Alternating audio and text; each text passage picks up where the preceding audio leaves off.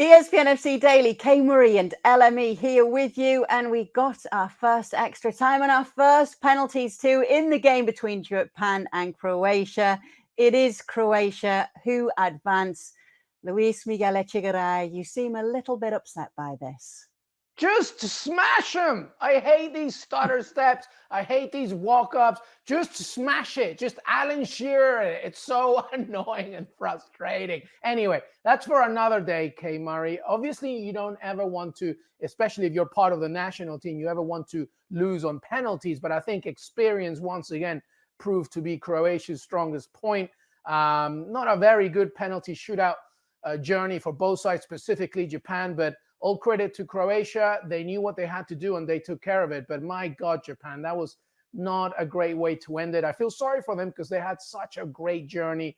And, you know, most of the neutrals were fighting for them. But in the end, experience takes over. But just smash it, Kay. Why are you doing these silly penalties?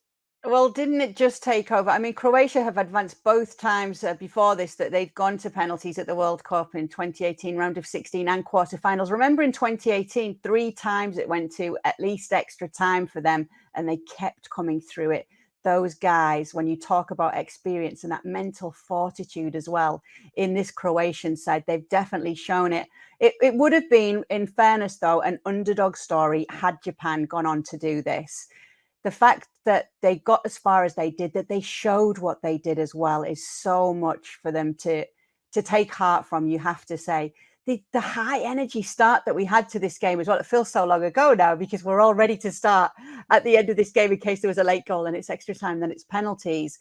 But at first they came out and it was all guns blazing for Japan. And it made me wonder, wow, are they going to surprise a few and go even further? Did you get that feeling too, Luis? 100%. I mean, let's remember the fact that they made it this far, within the fact that they made it from that group that we've talked about, beating Spain and Germany, former World Cup winners, is amazing. The fact that they took it to extra time is amazing. The fact that they took it to penalties is amazing. This is Croatia, like you said, very experienced, especially in extra time. They're the finalists of the 2018 World Cup. They have, one of the greatest players, one of the greatest midfielders the game has ever seen, and Luka Modric. Perisic, of course, passing Davos Suker in this match. They have a lot of talent, and like you said, Kay, a lot of resiliency. So for them to make it this far, to make it to the penalty shootouts, it's a remarkable journey. No doubt they'll continue to rise, especially in Asian football. I think that will continue, but such a cruel sport this game is, Kay, sometimes. And to lose like that,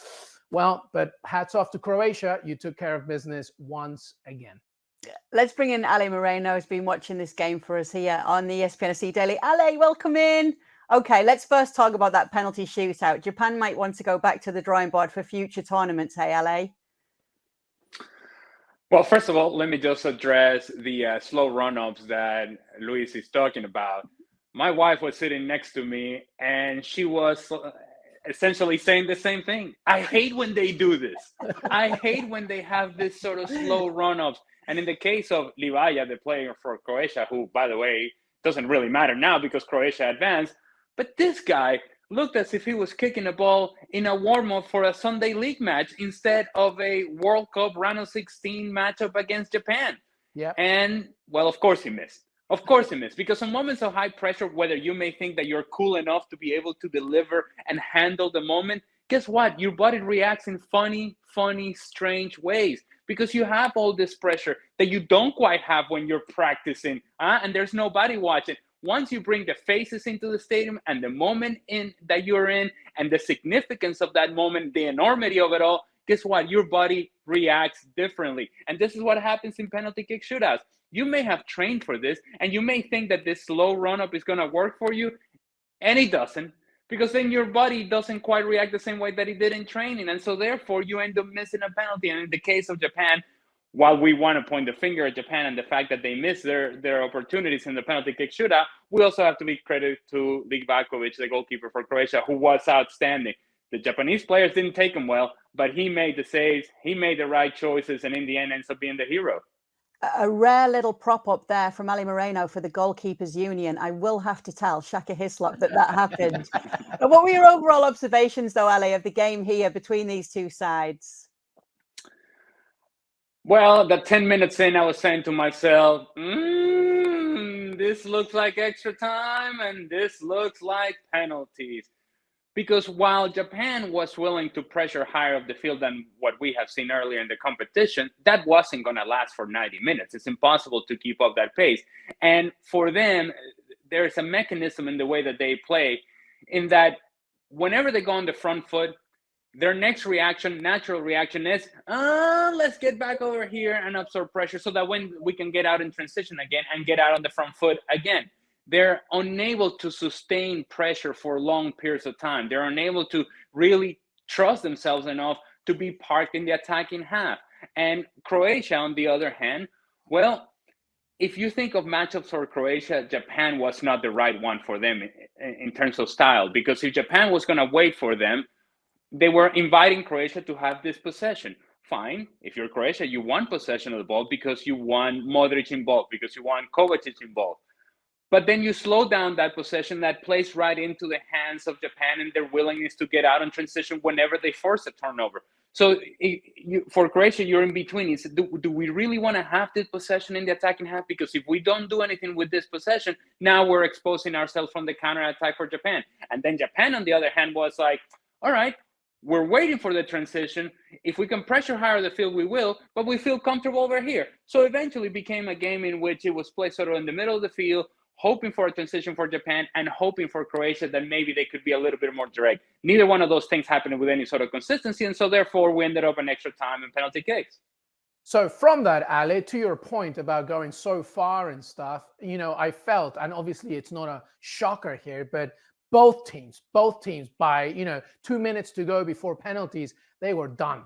Their tanks were out. You could see it. They were so tired. But in the end, Croatia wins and comes out through. How do you think now Croatia is going to prepare for their next game, the quarterfinals? Because surely that has taken a lot out of them. Do you think they have enough time to recuperate and maybe have a different plan in facing in the next match? You know what's interesting about Croatia is that as they went into extra time and as they go into penalties, you look at as to who are the players who are going to take these penalties, or who are these players that are going to lead this team in extra time. And you're thinking, okay, well, it has to be Modric. No, he's on the bench. He just came off the field. Kovacic. No, he's on the bench. He just came off the field. Okay, well, then it has to be Perisic. No, he's on the bench. He just came off the field. Yeah. It addresses the point that this team, 4 years down the road from last World Cup, well, obviously they've gotten older. And so while we like to think of Croatia and Modric and Kovacic and Perisic, well, those guys are not quite able to carry the team the way that they did in 2018. So the issue of fitness is a big question for Croatia. And as to how they approach the next match, well, it depends who they're going to play against. But either way, whether it's South Korea and more than likely Brazil, it's going to be high pace. It's going to be high tempo. And you're going to have to defend a lot in terms of what Brazil will present or potentially present if they're able to get past South Korea. It's a different challenge for them. It's not a team that really likes to get in behind. It's not a team that really threatens to get in behind in terms of Croatia, because they don't have the players to do that. Perisic used to be the guy to do the back and forth. Now he does a lot more forth than back, because he doesn't quite have the same engine that he once did. So, to answer your question, I think Croatia at this point must be willing to, at the very least, think about some changes. Now, the big names are not going to change, but you need some fresh legs in order to be able to find those spaces in behind, to change the speed of the game. Because if you continue to slow the game down, eventually, if it is Brazil that ends up getting past South Korea, Brazil is going to speed it up, and you're going to have to be willing to keep up with that. Yeah, and two things that may be not looking great for Croatia, although I will not bet against them. I thought they'd be my dud team in 2018, and they went all the way to the final, so don't listen to me. But anyway, Neymar's starting for Brazil, so that's looking even more likely if everything's to go well for him, and he is feeling fit enough to do Neymar things for Brazil.